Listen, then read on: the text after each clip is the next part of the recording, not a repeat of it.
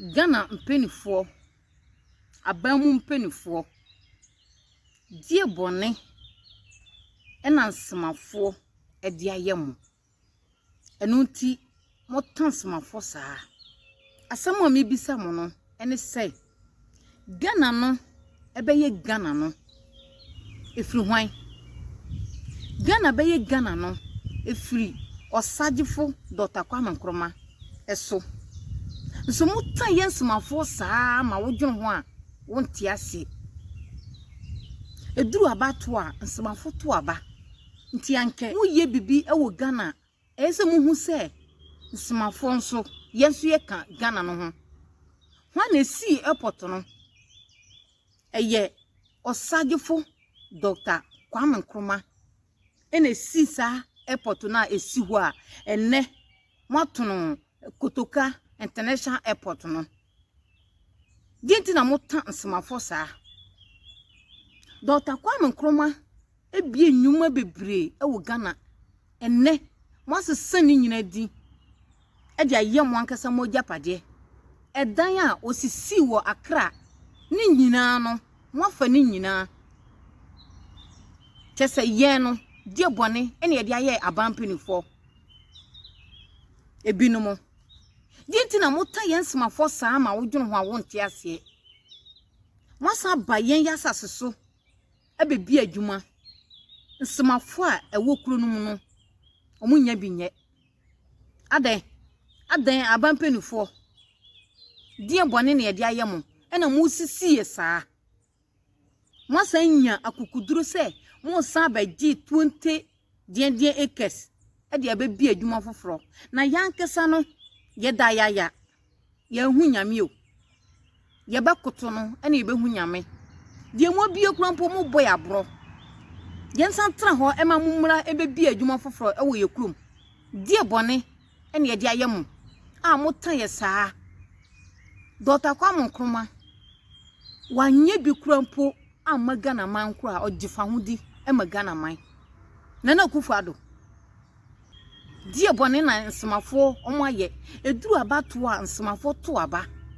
nso semu ye bibi ewo Ghana mamu a yende yenka ho mo ama yehu se yensemafo no sabio yenim nyansa na sisi a watoto bus se nkofo ntramu enko chini keke ekure na nkofo no eba be chini mu no die na waye wokuro no mu shonkoda ye ko school krampo ekwa na wa ye fa mu akọ school ye nenam dua so obi kure suro osu nti sika bebre a wo jeje no wontumi fa bi ensesi ekwan wontumi fa bi ensesi ekuro no na ekuro no a aye fa wo se nkofo emefo bus na enko chichine ekuro na wahe di aburo na mo bo aburo saama eka ekuro ma no adan nipa na to abama mu nipa ene to abama mu nti mo dwonum ho a ayam dwone nipa nso ho mata osagifo Dr. Kwame Nkrumah saa afa ni niema nyina oye wakra ho no nsema area nso mo ba befa ka ho ana nipa na mo ne trance ehihye mmra efa Ghana gas no ho no ye ka kire mo se oni asase bia ewon nsema land no so oni asase Jowo nsema asase no ye fra no kinkakuaka the third nti bibia mo pese mo ye bia no chiso no ena mo hunu am betumi aye nti 20 hwan acres na mo pe no e dia bia adwuma no se mo ama mehu kinkakuaka the third ene bonyene oba anyima no a mo kan hu se adwuma no e maso kire se asase bia owo no wura nti ni wura no ene king kakuaka the third ye pese mo ne omo trase ehihye mmra ebe favor nsema no ansana adwuma na baso mo sore enka se mo agi asase 20 acres nti mo ba abebi adwuma ho hwan ena mo ne trase ehihye mmra ewo saa 20 acres no ho eye hwan ye ka kire mo ama mo ate se ba bia mo ne nam no mo ferio ye ka kire mo Nti sa adwuma no se mo ama ene kinkakwa ka the third ne bonyere obanhima no antena se a adwuma no e ma so chese de mo abie kura mpo no no hwe ekwa mo den semafo e fa so mo kwaji 40 million e wo ha na mo agi 50 million wo ha na mo agi 30 million wo ha na mo don kofo begum chese yen semafo no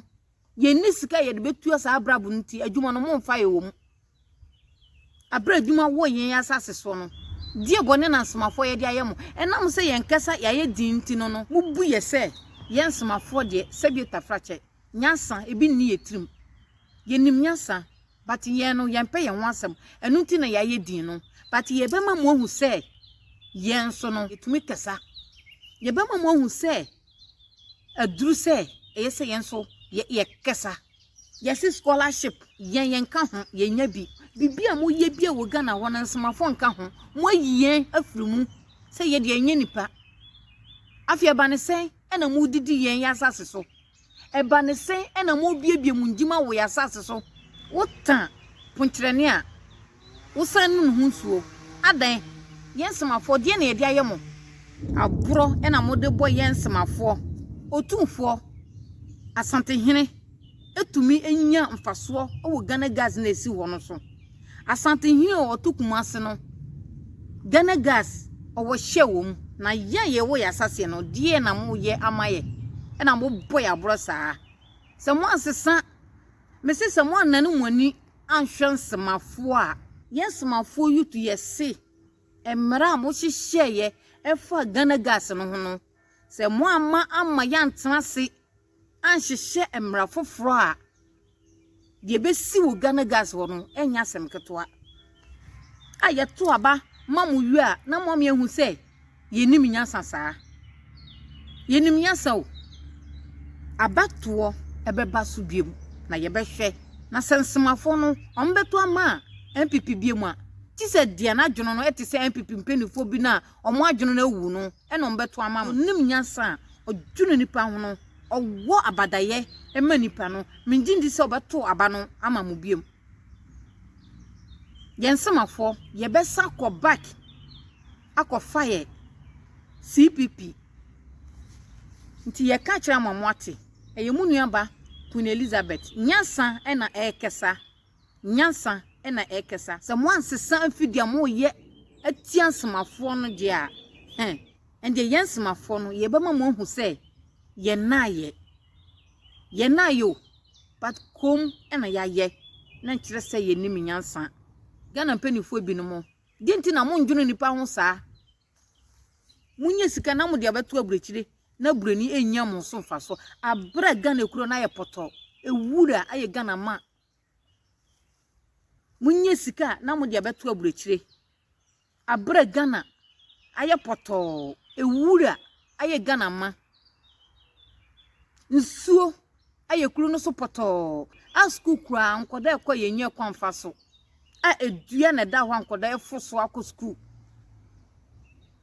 musori a musema akototo bus na na kufado watoto bus sese nkofo ntramu no mu nkwachichini Ghana ekuro no so no Ghana no hi ena wasesi a eyefa bus no nkone nam ho mankofo enhwe sesika na wode toto bus nse no wontum fe mebi adwuma wontum fe sese Ghana ekuro mu no mode momma e de aba aburechire aburonti mu sevi wa aburechire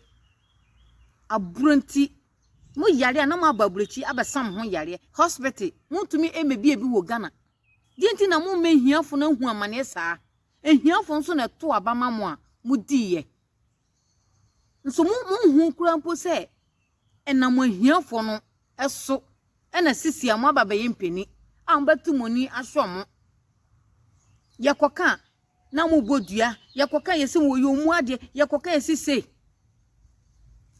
Tunjo na so se grass nkoa Ghana ye wura nkoa enye grass so ye wura nkoa mo se sam adwene sisi youth no ya sori emre bi atwam akono ena nipa ntumi ka dia eha no but emra ye wo mu no nyakopo amobi akukuduro nyakopo amobi ahode se onka